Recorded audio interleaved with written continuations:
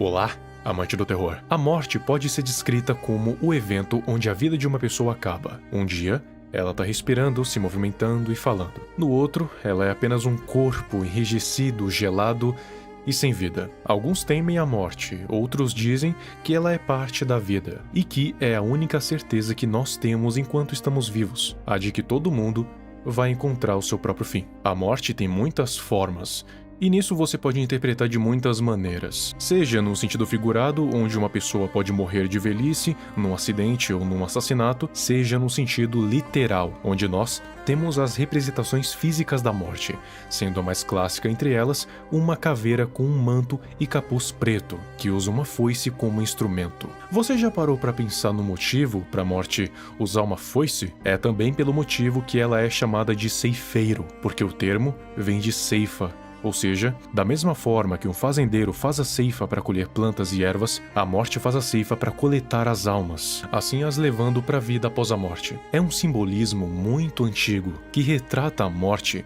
como sendo equivalente a um fazendeiro esperando até que a plantação cresça e seja a hora de ceifá-la, para que assim ele a colete. Mas a caveira com a foice é só uma das várias interpretações. Podemos tomar como exemplo a série Supernatural, onde o ceifeiro tem inúmeras formas. Ele explica que a morte é muito velha, mais velha do que a própria existência, mais velha até mesmo que Deus, e explica que tudo o que vive um dia morre, não importa quem ou o que seja, não importa o seu poder.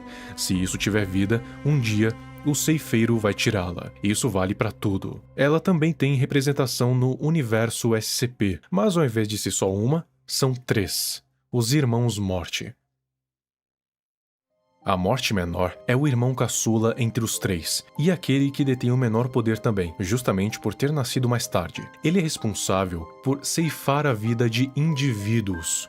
Ou seja, sabe quando alguém morre sozinho? Não morrer sem ninguém em volta, mas morrer só ele? Então, o responsável por levar a sua alma é a morte menor, que ceifa a vida individualmente. Talvez seja por isso que é o mais fraco entre os irmãos, mas também é dito como sendo o mais gentil e benevolente. A morte maior é o irmão do meio, e aquele que tem um poder mais intermediário, ou seja, é mais forte que o caçula, mas mais fraco que o mais velho. Ele veio para ser aquele que ceifaria a vida de multidões, sem um limite específico, pode ser de 2 até trilhões. Ele que é responsável por ceifar a vida de todos em conjunto, tendo uma missão muito maior do que a morte menor. Fatalidades envolvendo desastres naturais, massacres ou extinções em massa, a morte maior se envolve para levar todas essas almas ao pós-vida. E por fim, temos a morte de todos. Esse é o irmão mais velho, aquele que é dito como sendo tão antigo quanto a própria criação, e também como tendo parte no início dela. Ele é o mais poderoso entre os 3, e por ser a morte de todos,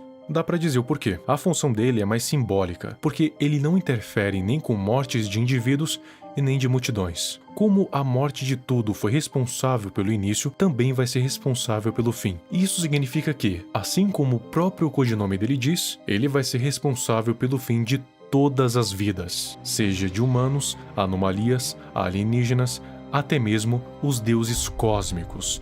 Todos eles um dia vão conhecer o seu fim. E quem vai ser responsável por ceifar essas almas vai ser a morte de todos. Tanto que ele é temido pelo próprio Rei Escarlate, para você ter uma noção. Ele é o mais próximo daquela morte do Supernatural, que diz que um dia também vai ceifar a vida de Deus, já que, além dele ser o mais poderoso, também está destinado a levar a vida de todos os deuses também.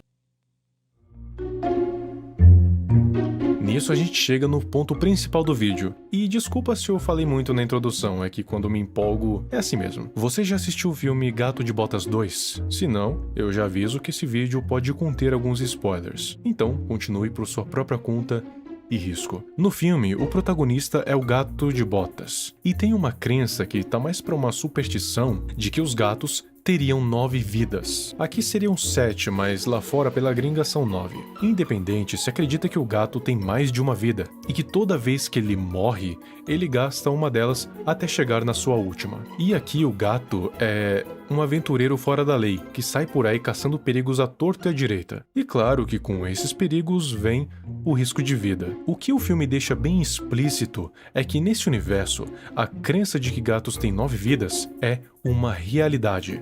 Os gatos literalmente têm 9 vidas, e o de Botas, com os seus envolvimentos com o perigo, acabou morrendo 8 vezes, o que significava que só tinha uma vida restando. E o resto do filme é ele tentando chegar na estrela para conseguir realizar o seu desejo de ter novas vidas de volta. Mas existe um pequeno empecilho nessa jornada, um dos inimigos mais assustadores que o gato já enfrentou até agora.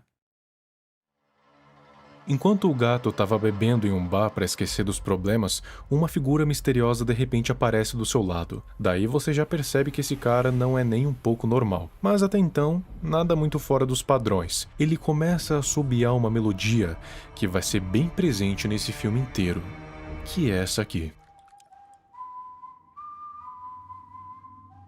Esse assobio vai assombrar o gato durante toda a história, e apesar dele não ser o vilão, foi o personagem que mais se destacou por causa do seu tom sombrio e da ameaça constante que ele representava. Assim que o gato nota a presença do lobo, ele pensou que se tratava de um caçador de recompensa, o que realmente parecia no início, tanto que ele gritou a famosa frase "Enfrente-me se for capaz", logo antes de ser desarmado facilmente. O lobo parecia estar bem confiante de que iria vencer, e logo essa confiança iria se mostrar bem fundada, porque do mais absoluto nada, o gato começa a levar a maior coça que ele já tomou na vida, não conseguindo fazer sequer um arranhão no lobo. E eu quero que você preste bem atenção nas armas que ele usa. Sim, 2 foices. E já já a gente chega lá. Depois dessa surra, o gato sente um pavor imenso, o maior medo que ele já sentiu na vida, o medo de morrer. Isso porque quando ele tinha 9 vidas, ele pensou que era imortal, tanto que ria na cara da morte. Mas agora que estava na última vida, ele sentiu que realmente essa poderia ser a última vez que iria respirar. Então ele tomou uma decisão que raramente ele tomaria: fugir.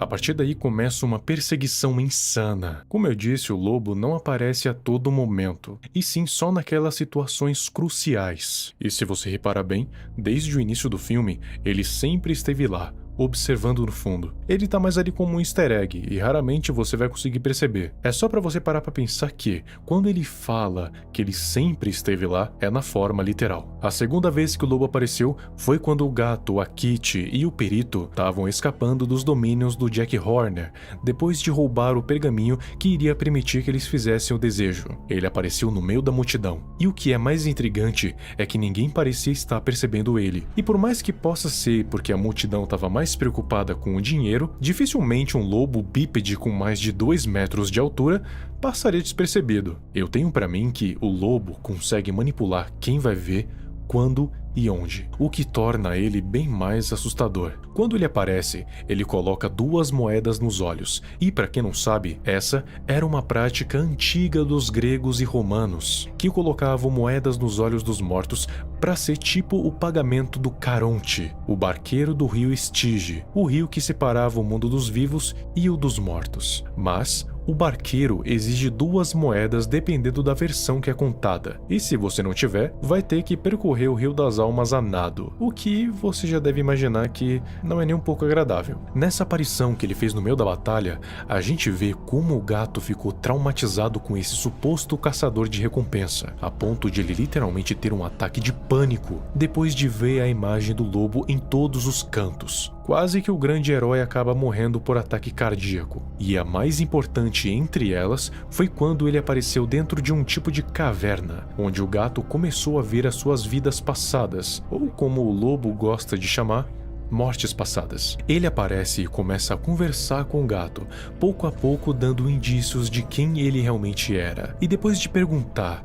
se não era o gato quem ria na cara da morte, finalmente o gato se dá conta de quem era aquele lobo, a própria morte. Isso quer dizer que ele não é apenas uma manifestação da morte, ele é a própria morte, na forma mais simples e pura da palavra.